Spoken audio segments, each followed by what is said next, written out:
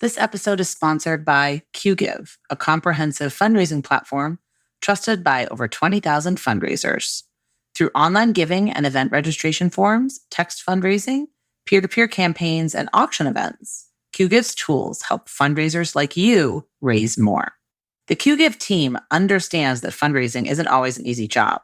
To help, they recently surveyed fundraising professionals and donors to create a soon-to-be-released report, Building a Sustainable Future, a Guide to Healthy Fundraising. This report explores how the economy, staffing issues, declining donor numbers, and more have impacted nonprofit teams. To learn how you can build more sustainable fundraising revenue and advocate for data-backed change, head to jcsocialmarketing.com/QGive. That's jcsocialmarketing.com/QGIV to be notified when the report is released and to receive your free copy. Thank you, and let's get to the episode. Hello, and welcome to Nonprofit Nation. I'm your host, Julia Campbell, and I'm going to sit down with nonprofit industry experts, fundraisers, marketers, and everyone in between to get real and discuss what it takes to build that movement that you've been dreaming of. I created the Nonprofit Nation podcast to share practical wisdom and strategies to help you confidently find your voice, definitively grow your audience, and effectively build your movement. If you're a nonprofit newbie or an experienced professional who's looking to get more visibility, reach more people, and create even more impact, then you're in the right place. Let's get started.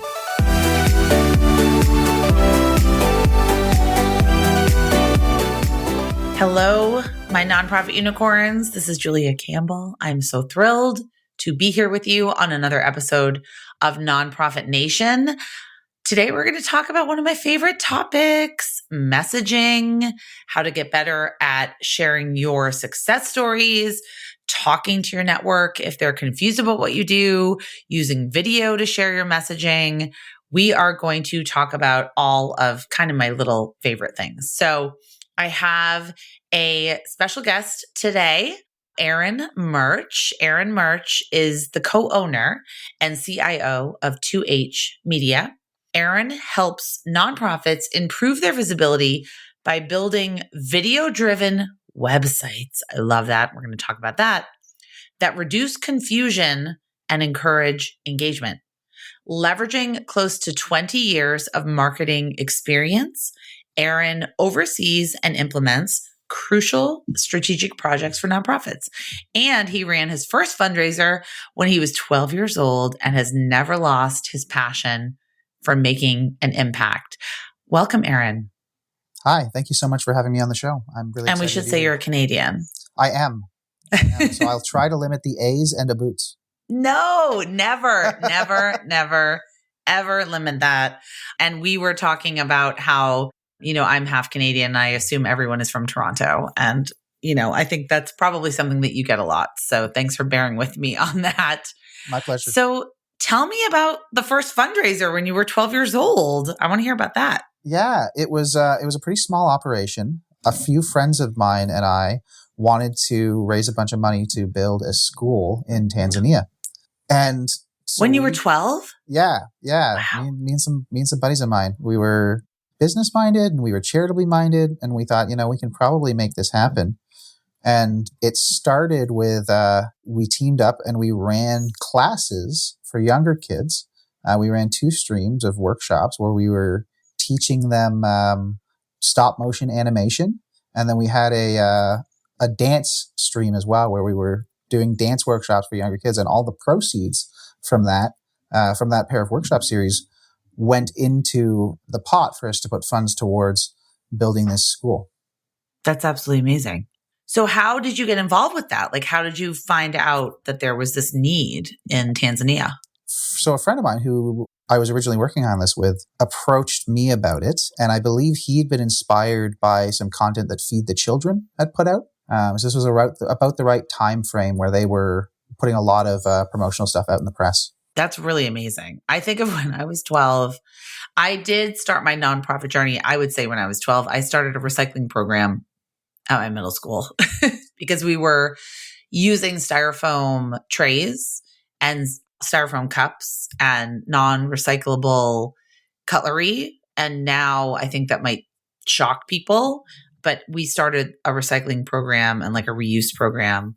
So do you feel like that sparked your nonprofit journey? And how did that lead you to what you are doing today? That definitely put it into my mind. And so it's something that I've carried with me all these years. In terms of my nonprofit journey, it really came about organically. So I run a marketing agency. I've been doing it for a long time now. I actually started doing marketing in a family business. I was doing like product catalogs and things for my parents' company. And then by the time I was a young adult, I was running the full marketing department. Flash forward many years later, many businesses later, and I'm running a marketing agency now.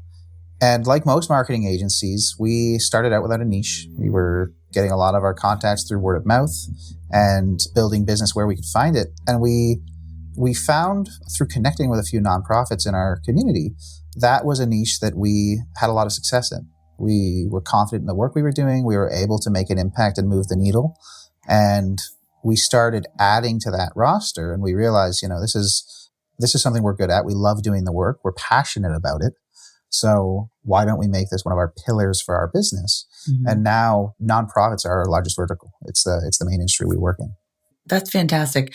I love that you focus on the third sector and nonprofit organizations. And I made that decision quite a few years ago, just because it's such a specific niche that requires such institutional knowledge, but also trust. It's the trust factor where nonprofits know, oh, you work with us, you get us, like you understand us. That's a big part of what we love about it. I mean, yes. we're not a massive international corporation. We work with like local agencies, local organizations that we can have like face-to-face real relationships with. And so like getting to spend that time with executive directors, board members, the volunteers that are actually on the floor achieving impact is really rewarding. Absolutely. Oh, I totally agree. So I do a podcast document for my listeners. I usually type in some questions and some topics for me and my guest to speak on. And I wrote about your tagline, and you actually corrected me, which I actually think is really interesting. So you have a tagline, and then you also have a get to the point statement. So your tagline is, let's do good. And your get to the point statement is helps nonprofits improve their visibility by building video-driven websites that reduce confusion and encourage engagement. Can you tell me about the difference between the two and also why nonprofits need both of them? Absolutely. A lot of organizations have a tagline or a mission statement. Oh my gosh. Or a phrase that they try to a mission statement, all of their promotional materials. Mm-hmm. Often that doesn't actually explain how you create impact. It maybe gives some ideas about big picture what you're trying to do. Mm-hmm. It doesn't tell people in a bite-sized format how you're actually going to get there. So it's very common to see taglines about empowering specific interest groups or giving people a hand up. It's a lot less common to then elaborate on, we do that by providing specific programs, funding specific types of initiatives, providing help for specific groups in specific kinds of areas of their life. I'm trying to keep it very general because this applies to nonprofits of all different ilks. But the difference between your tagline and your get to the point statement is your tagline is short, pithy. It's really easy for people to remember and spout off, but it doesn't explain the purpose. Your get to the point statement perhaps isn't going to stick in people's minds the same way, but when someone interacts with your marketing materials, it needs to be there so that they can look at it very quickly and understand what it is you actually do. And this is especially true in spaces where there are, I don't want to say competition, because in the nonprofit but a lot space, of people we should be building each other up. But there's a lot of organizations doing really similar things. Well, we're all competing for attention at the end of the day. Absolutely. Well, and even outside of that, I'm a big believer in collaboration. But when you look at 4 or 5 nonprofits in one community that all do very similar things, a lot of them don't even have a clear picture of what the differences are. And if your organization and the other organizations in your community don't know what the differentiating factors are, then it's going to be completely impossible for your donors, volunteers, and recipients of your services to know what you do and if you're the right fit. Oh, absolutely. So why are nonprofits so terrible at explaining what they do? What do you think holds us back? I think a lot of nonprofits are fairly good at explaining what they do on a long form, face-to-face basis. When you get the like in a executive grant director- proposal. Yeah, in a grant proposal or at a board meeting. And like maybe if you're lucky, even explaining to the people in your network what you do, if you have a long time to explain it to them. I think most nonprofits haven't gone through the exercise of really trying to refine it down to a less than 30-second explanation. And that's the place to start. So number one, really defining that get to the point statement. Most organizations haven't done that. If you can do that, I think it will drastically improve your ability to explain what you do. And then number two, actually getting comfortable explaining what you do. I think that's something that is a challenge to a lot of people running nonprofits. Most people, when they start a nonprofit, want to do good. They want to make an impact. That's really important. A lot of those same people are scared or self-conscious to really self-promote. It can feel like bragging. It can feel egotistical. And it's really important to understand the necessity of actually self-promoting, getting the messaging out there, and explaining to people in your community what you do so that you can in turn resonate with more people and make more of an impact. 100%. And I think this starts with your website. So I'll completely agree with you on this. I teach organizations how to best use digital tools to build their audience and increase their impact, whether it's fundraising or maybe it's advocacy, maybe it's volunteerism, maybe it's just changing hearts and minds around difficult topics. But digital tools, the infrastructure, it's almost like Maslow's hierarchy of needs. And I always teach this, website is at the top. Okay. You can have TikTok channel, but if you don't have a website that resonates and that really works, that's not going to be effective because that's where most people are going to search. Most people are going to, ask Google or Siri or Alexa. And sorry if people's devices are going off right now, but that's where most people are going to start. So what makes an effective nonprofit website in your experience? That's a great question. There's a few factors. Number one, understand who your website is for and what your website is for. A website who and what? I love it. Yeah. A website can really only do one thing well at a time. And trying to have it do too many things is going to ultimately mean that it doesn't do anything effectively.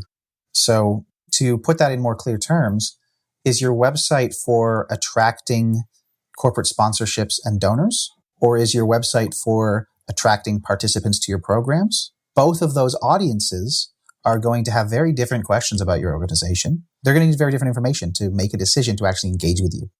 I completely agree with that. I'm going to give you a little pushback because this is the pushback I get from my clients and my students. What if we have multiple audiences? How can we determine the primary audience and how can we figure out which audience our website wants to kind of attract and talk to? That's a really big question, and it's going to really depend on the specific organization. And this is where it really takes some long-form discovery to get into the nitty-gritty and figure out where you are in your growth curve and what your biggest needs are as an organization. If you've got tons of funding and you're looking for ways to actually use it in the community, your primary audience is probably your user base. If you've got a ton of need in the community and you've got a waiting list of people trying to get into your programs, but you don't have the funding to actually expand on those programs and increase your capabilities, then your primary audience is probably donors and sponsors. That isn't to say that you should completely neglect your secondary audiences on your website, but it's important to understand who's primary and who's secondary in terms of your messaging, because once you understand that, your next step is to create pathways in your website that make it very clear and easy for your visitors to get to the sections of the site they need to answer their questions and move forward with some kind of engagement with your organization. So you talk about improving visibility by building video-driven websites. Why should we have a video-driven website? And what does that mean? So I'll answer the second question first. A video-driven website is more than a website that has video on it.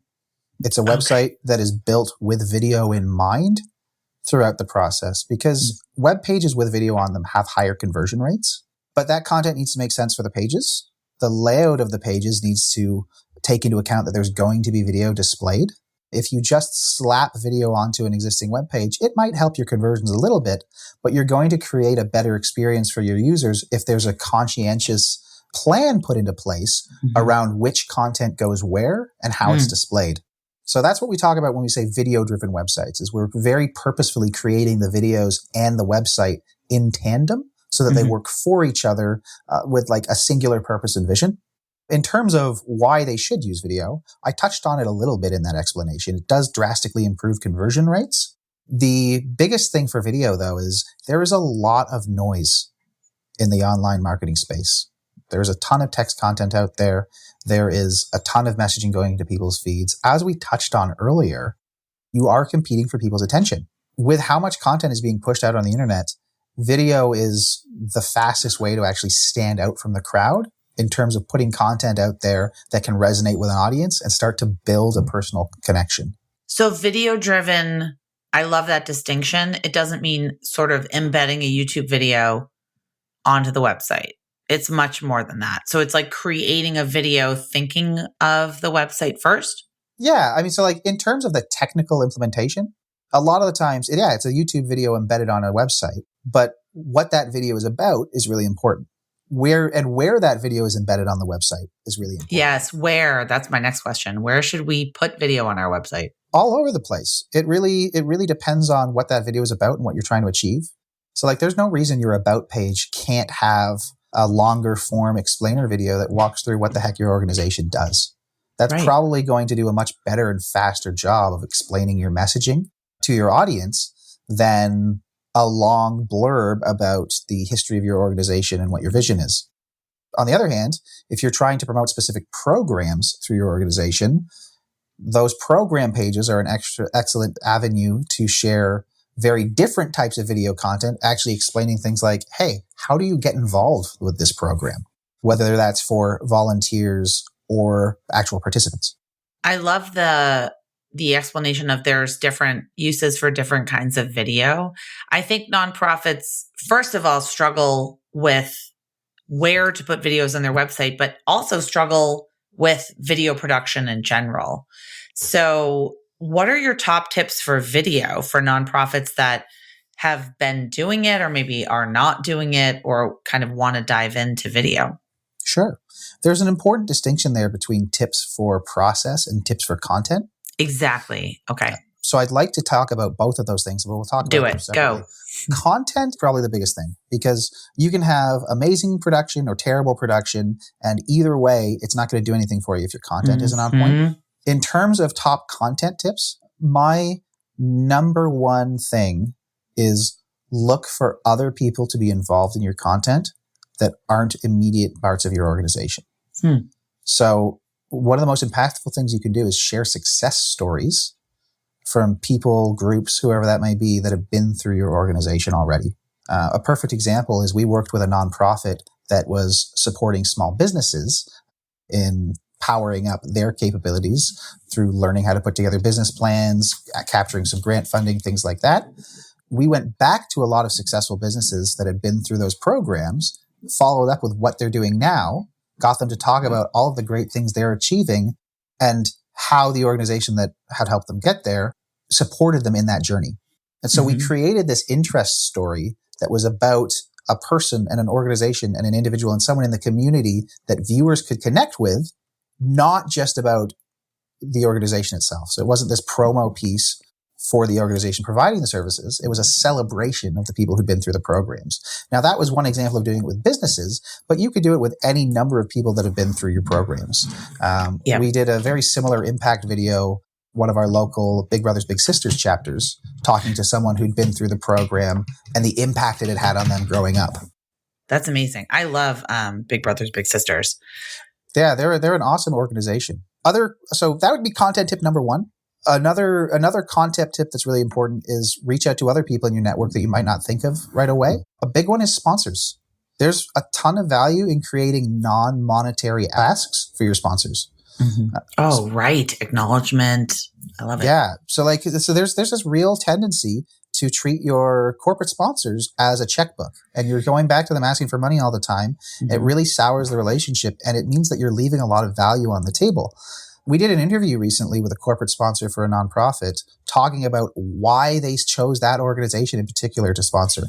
And this was such a win-win for the sponsor and the nonprofit. It's amazing social proof for the nonprofit, and it's a phenomenal opportunity for the actual corporate sponsor to get in front of an audience, get their messaging out there, and get more value for themselves out of that sponsorship. Any corporate sponsor in the world would be crazy to say, no, we don't want to be part of your marketing. They should be more than willing to share those stories. So capturing that content can show a lot of impact for your audience, and it's achieving other goals within your business, or within your organization, I should say. Where you could do that for email marketing, social media posts. Yes. And it's as simple as going back to your corporate sponsors and saying, hey, why did you choose to support our organization? And can I share your answer with my audience? I think that is a very untapped resource for a lot of organizations where they think they only can tell client stories or somehow get clients face to face and telling their stories. But there are so many partnerships and collaborations and people that we work with that have these amazing experiences and stories to tell that we can capture on video. So what are some of the most impactful videos nonprofits can produce? The success stories, I know it's low-hanging fruit, but it is probably the biggest one. Anything that's showing impact to the community, anything that's focused on a feel-good moment that can be easy for people to share. I think there's an instinct to focus on the negative in terms of sharing really sad moments and really try to express people why your organization is necessary. But it's equally important to show people the impact you're having, and you're going to get a lot further inspiring people than necessarily putting out something that's going to bring people down. Like a Sarah McLachlan. That's exactly what I'm thinking of. Everyone's seen the Sarah McLachlan ASPCA. video. Yes, they always think of the Arms of the Angels. But I'd love to see a follow-up video to that. Maybe we get some happy music in there and show people what this can look like when the program's actually solving that problem. So how long should videos be? Depends on the video. Maximum, there's typically no reason for a video to be longer than 2 to 4 minutes. For the most part, anything going on social media should be 30 seconds at the max. So when we produce a video, we'll usually produce a 2 to 4 minute version and then also produce a 30-second social media cut. That's just a shortened version of the same video. It almost acts like a trailer. So you can repurpose it. Oh, yeah, absolutely. And people should repurpose their videos. A lot of organizations don't get enough use out of their video content. It's crazy how many times I see people produce a video specifically to show at an event and then never use it again in any of their marketing. Oh my gosh, that 5-minute gala video, and it's gold. And why don't they repurpose it? How can they repurpose it? Immediately, that can go into your website. That gala video is probably showing the results of one of your programs. You're talking about why you need it. You're talking about what it does. You're talking about everything you've achieved. If you don't have a web page about that specific project or service offering or whatever it may be, you probably should have a web page for it, number one. And number two, that web page is a great place to put that video content. In addition to that 5-minute gala video is probably way too long for your social. I agree. Get whoever is producing it to cut it down, give you a 30-second version of the same video, post that on all of your socials, and link back to the main page on your website that hosts the longer video. I completely agree with that. Repurposing, spending that money on making this perfect 5-minute video that we all have, or at least a lot of us did have when we were, doing more traditional marketing and fundraising. We have this video that is just this institutional knowledge, and it's the executive director and the board chair, and it's everybody, and it's these fantastic stories. Why not cut it down and repurpose it for social media channels? It's crazy not to. We don't even charge for the social media cut. It's so important. If we're building a 2 to 4 minute video, we insist on giving you the 30-second. You have to have it. It's non-negotiable. And sometimes if I've got the content, I'll do 2 or 3.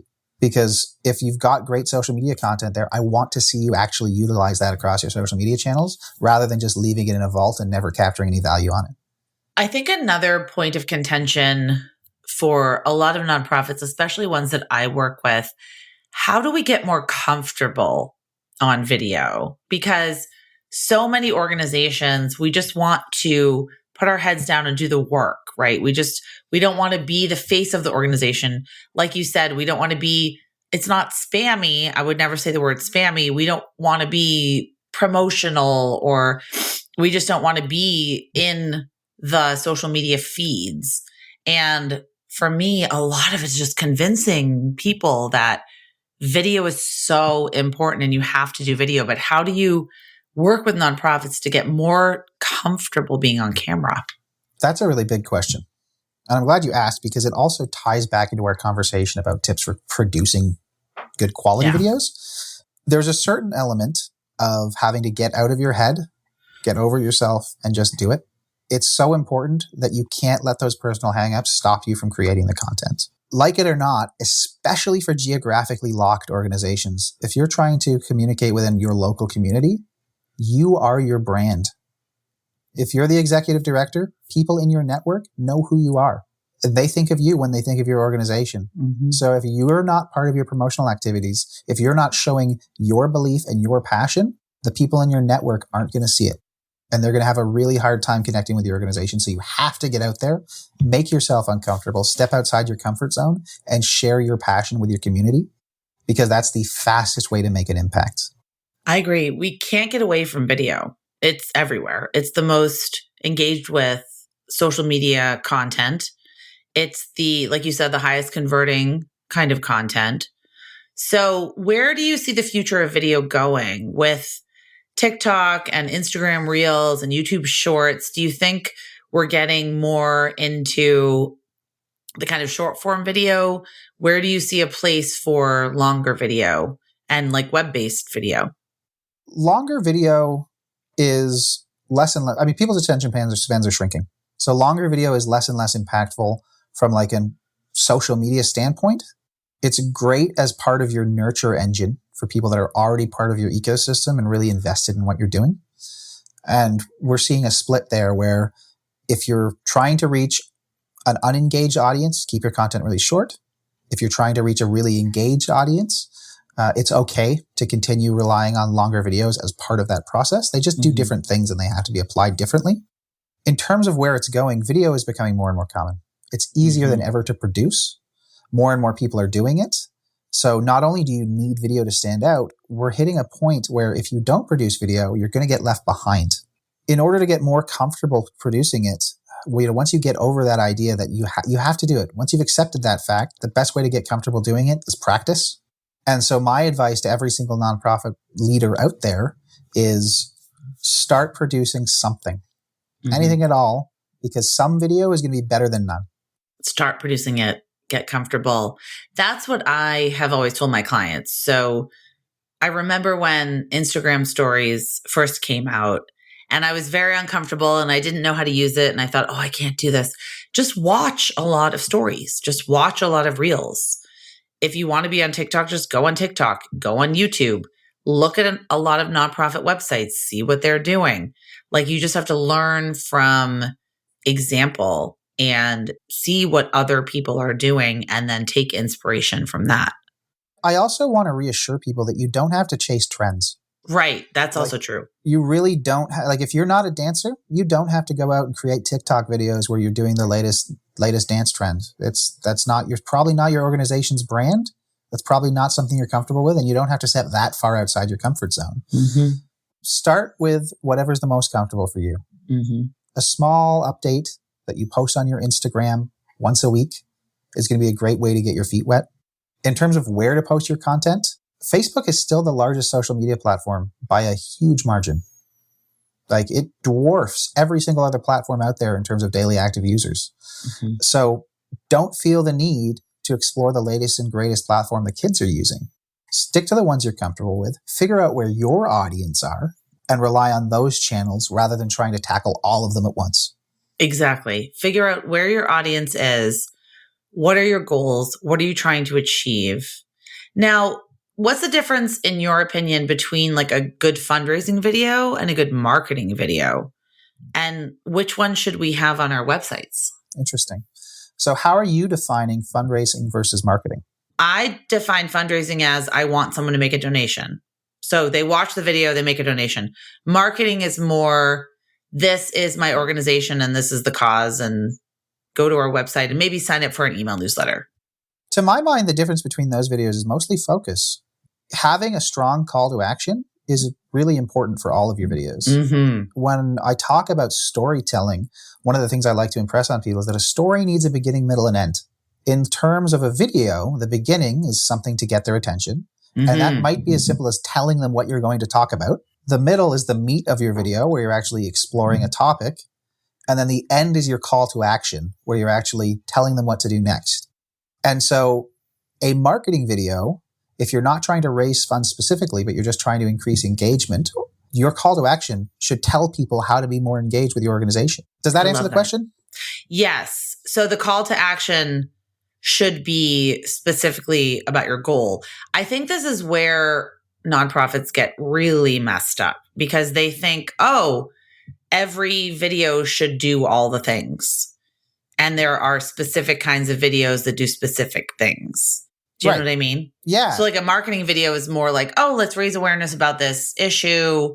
Maybe let's get people to our event. And a fundraising video, I always have seen, and maybe, you have some opinions on this, is more not the Sarah McLachlan ASPCA kind of thing, but pulling heartstrings or like making an emotional connection to show me that money is needed.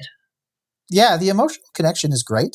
And again, like it doesn't not have to have... Not manipulative, I should should say. No, by no means. No, by no means. We never want to manipulate. We never want to take advantage of anyone. We're talking about organizations that create massive value in their communities. Yes. If you're not one of those organizations, then this conversation isn't for you. This conversation is for people that are trying to make a huge impact. And so you don't have to be manipulative to tell people, we're doing amazing things. We need some funding to do more of that. Please help us. Hallelujah. Love that. We should not be embarrassed and ashamed to say that we need support and we need your help. And there's a way to do that, I think, that is not manipulative or coercive. And then there are other videos that might just be thinking about, social issues, changing hearts and minds around. I'm just thinking of, gay marriage is one thing that was years ago. There were a lot of videos just creating empathy and telling stories. And it was trying to create a different narrative in people's minds. And it wasn't raising money necessarily. It was just trying to change the way people thought about something. And so video is just such a powerful medium, for sort of all of these different things. That's a really interesting distinction that you just made. And that's not something that comes up a lot in these conversations. The idea of a video that's not actually trying to get the viewer to engage with your organization in any specific way, but is just to get the information out there to push a cause. Yeah. I would almost put that as a completely separate budget item within your organization. Because to my mind, that's not a marketing video that's going to move the needle. That's a mission video. That's exactly it. That's part of your service delivery as an organization. I didn't even think about that. Like that's a different budget item.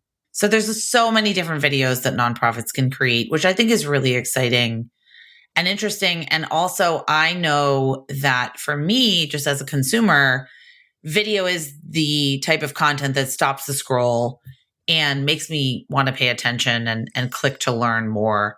And it is the type of content that's really not, we don't want to talk about, the younger generations only watch video. Everybody watches video. Okay. Everyone's on YouTube.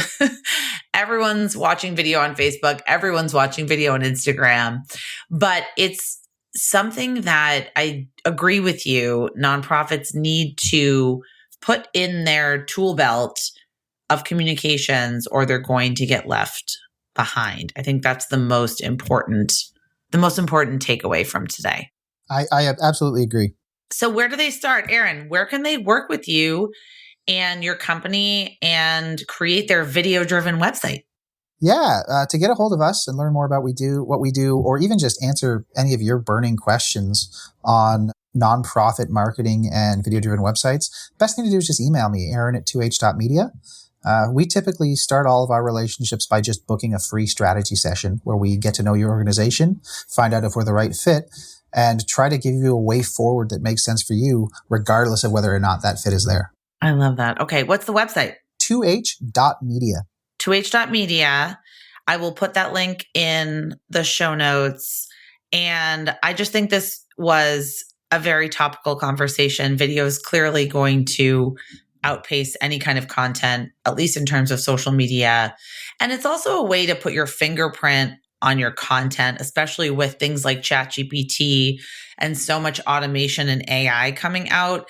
Like, video is a way to put your unique stamp on your cause and your mission, and to really connect authentically with your followers and your donors. So thanks so much, Aron, for being on the podcast. My pleasure. Thank you so much for having me here.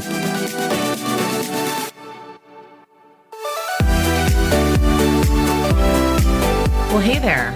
I wanted to say thank you for tuning into my show and for listening all the way to the end.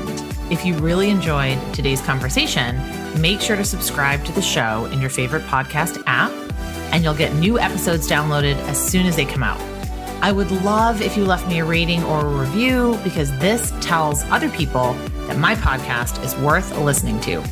And then me and my guests can reach even more earbuds and create even more impact. So that's pretty much it.